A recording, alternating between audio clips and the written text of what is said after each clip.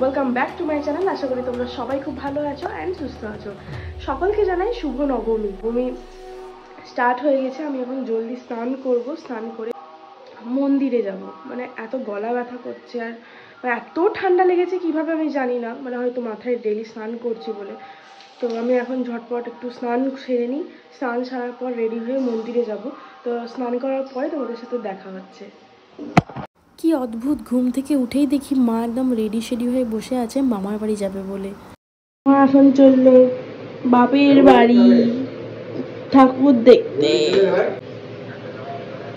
যাও শ্বশুর বাড়ি থেকে ঘুরে এসো।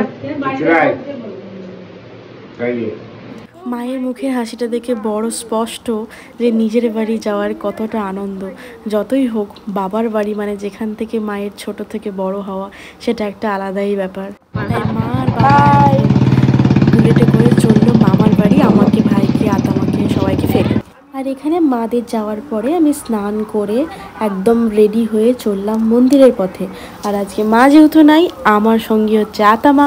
আমি আর আতামা চললাম মন্দিরের পথে, কারণ পুষ্পাঞ্জলি তো দিতে হবে। আর এত মাইকের আওয়াজ আসছিল ব্যাকগ্রাউন্ড থেকে, তাই আমাকে এখানে ভয়েস ওভার দিতেই হচ্ছে। গলা ধরে গেল মাথায় স্নান করে অত সকাল সকাল।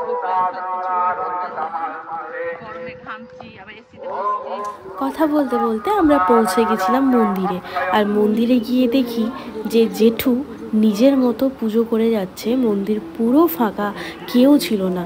আমি আর আতামা যখন গেলাম তখন তো লিটারেলি জেঠু নিজের মতন মায়ের পুজো করছে, পুরো মন্দির ফাঁকা।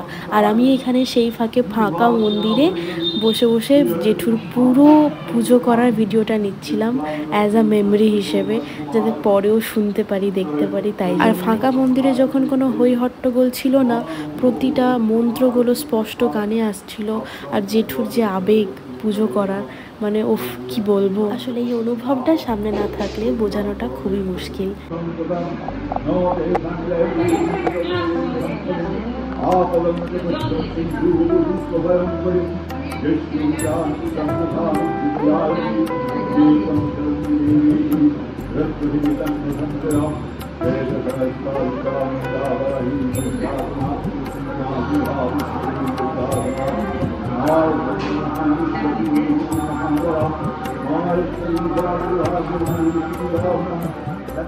আর পুজোর সাথে সাথে এখানে চলছিল মায়ের ভোগ রান্নার প্রক্রিয়া, যেখানে জেঠিমারা মিলে সবাই মিলে কচুর শাক কাটছিল, যেটা মায়ের ভোগে ম্যান্ডেটারি আমাদের লাগেই, কচুর শাক।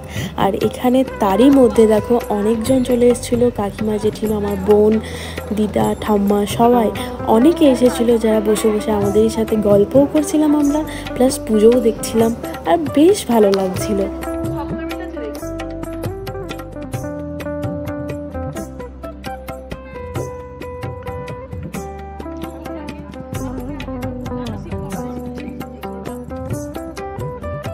এখানেও দেয়, দেওয়ার পর ফোনে দেখেছি গোবিন্দায় নমঃ, আবার কৃষ্ণায় নমঃ একটা মন্ত্র আছে। আমার সপ্তমীর ভিডিওতে আমি যেরকম বলেছিলাম যে আমার একটা ঠাম্মা আছে যে আমাদেরকে ঠাকুরের গল্প শোনাতো, এটাই হচ্ছে আমার সেই ঠাম্মা। বলো গল্প শোনাবে না? হ্যাঁ তো মা দুর্গার গল্প, মা দুর্গার গল্প এর আগে শুনিও তো, ফোনে ভিডিও করবো আমি।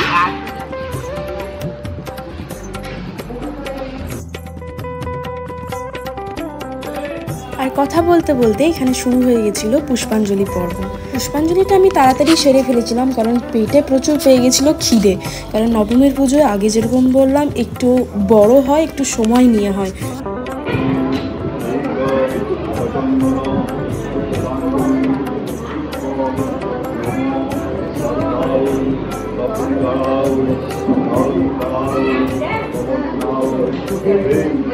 পুষ্পাঞ্জলি দেওয়া কমপ্লিট হয়ে গেছে। এখন আমি একজনের সাথে পরিচয় করাবো, সেটা হচ্ছে আমার দাদু। Hello, high.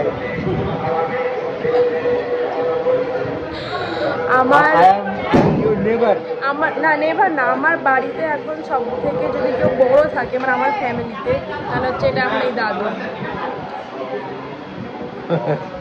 God bless you. আমি দেখতে পেয়েছি, আমি বুঝছি না, আমি এটা রেকর্ডিং করছি, আমার ইউটিউব চ্যানেল আছে না,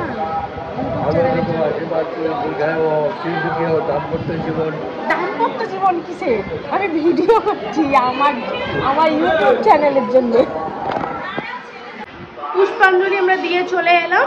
এবার এখন পুষ্পাঞ্জলি যেহেতু হলো, এরপরে যজ্ঞি হবে। তো বাড়িতে এসে যেহেতু কিচ্ছু খাইনি, পুষ্পাঞ্জলি দেওয়ার পর এবার খাবো। প্রসাদ খেলাম, প্রসাদ খাওয়ার পরে আর একটু জল খাবার কিছু একটা খেয়ে তারপর আবার যাবো, যজ্ঞি হবে যেহেতু। আজ নবমীর পুজো সব থেকে বেশি লেট হয়, মানে সব থেকে বেশি বড় একটা স্কেডিউলের পুজো।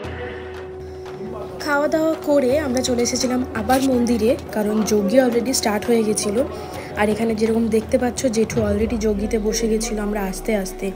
তো যজ্ঞি শুরু হয়ে গেছিলো, যজ্ঞি হওয়ার পরে হবে আরতি। নবমীর পুজো মানেই নাকি শুনেছি ছোটো থেকে যে আসল পুজো। অ্যাকচুয়ালি যজ্ঞি টজ্ঞি শান্তি জল অনেক কিছু হয় থাকে বলে অনেকটা বড় আর অনেকটা টাইম নিয়ে হয় পুজো।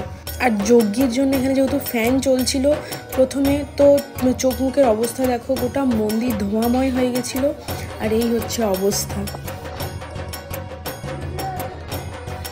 যজ্ঞি হওয়ার পরে মাকে ভোগ নিবেদন করা হয়েছিল। এখানে যেমন দেখতে পাচ্ছ যে 3 ভাই মিলে আমার ধরে আছে পর্দা, এখানে মাকে ভোগ নিবেদন করছে জেঠু। আর ওদেরকে আমি এটাই বলছিলাম যে ওরা এমনভাবে কার্টেনটা ধরে আছে, মনে হচ্ছে যেন যে কার্টেনটা সরলেই আর কি শো শুরু হবে।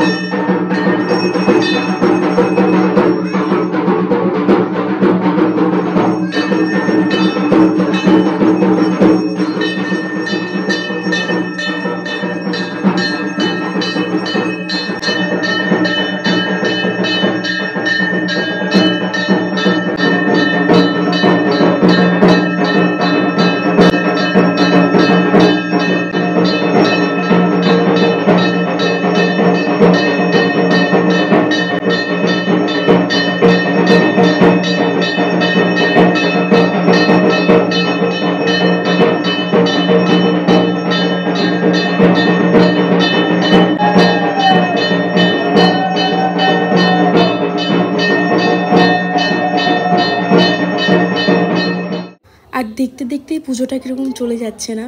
নবমী শুরু হয়েছিল আর এর মধ্যে যজ্ঞিরও প্রায় শেষের দিকে আমরা এসে পৌঁছেছি, যেখানে হয়তো জেঠু এখন ঘি দিয়ে যজ্ঞিটা সম্পন্ন করবে। আর তারপরেই হবে শান্তি জল। আর শান্তি জল হয়ে যাওয়া মানেই দুর্গাপুজো প্রায় শেষের দিকেই। এটা তো আমরা ছোট থেকে বুঝতেই পারি, কারণ শান্তি জল যেদিনই আসে মা দুর্গা তার পরের দিনই চলে যায়। তো নবমী মানেই পুজো প্রায় শেষ, কাল খালি সকালের অপেক্ষা।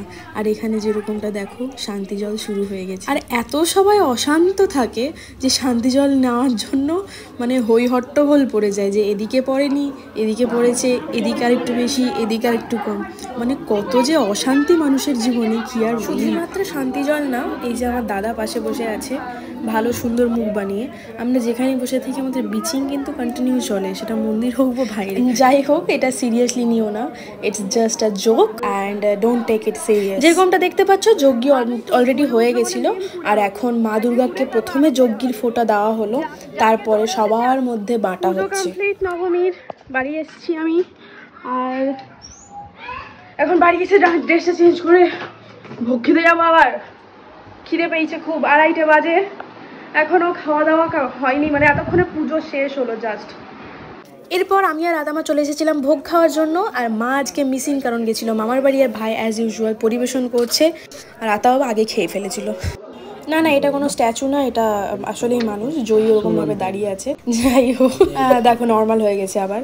আমরা গেছিলাম ঠাকুর দেখতে, সবাই মিলে বেরিয়েছিলাম, ওই বাড়ির সবাই মিলে। আর এখানে অ্যাজ ইউজুয়াল কাকা ভাইপো মিলে চেষ্টা চলছিল যে ফানুসটা যাতে ওড়ানো যায়, বাট দুঃখজনক যে ফানুসটা গ্যাস নিতে আর রেডি হতে খুব দেরি হচ্ছিল। কনস্ট্যান্ট পেশেন্স রেখেছিল, আই হ্যাটস অফ। অ্যান্ড ভাই এখানে গবেষণা চালিয়ে যাচ্ছে কনস্ট্যান্ট। লাস্ট অব্দি ফানুসটা যাক উড়েছিল, বাট কতক্ষণ সেটা আমি বলতে পারছি না। উড়ে তো ছিল, হ্যাটস অফ। এখন বাজে হচ্ছে রাত্রি 1টা। সো এখন আমি জাস্ট ফ্রেশ হলাম, আর এখন আমি শুতে যাব, মানে জাস্ট বেডে এলাম। আজকের ব্লগটা আমি এখানেই শেষ করছি। যদি ভিডিওটা ভালো লেগে থাকে তাহলে অবশ্যই লাইক করে দিও, আমার চ্যানেলটাকে সাবস্ক্রাইব করো, আর নিচে কমেন্টে জানিও যে কীরকম লাগলো ভিডিওটা। সো দেখা হচ্ছে কালকের ব্লগে। কাল Dashami, Bijoya Dashami. So stay tuned and good night, bye by.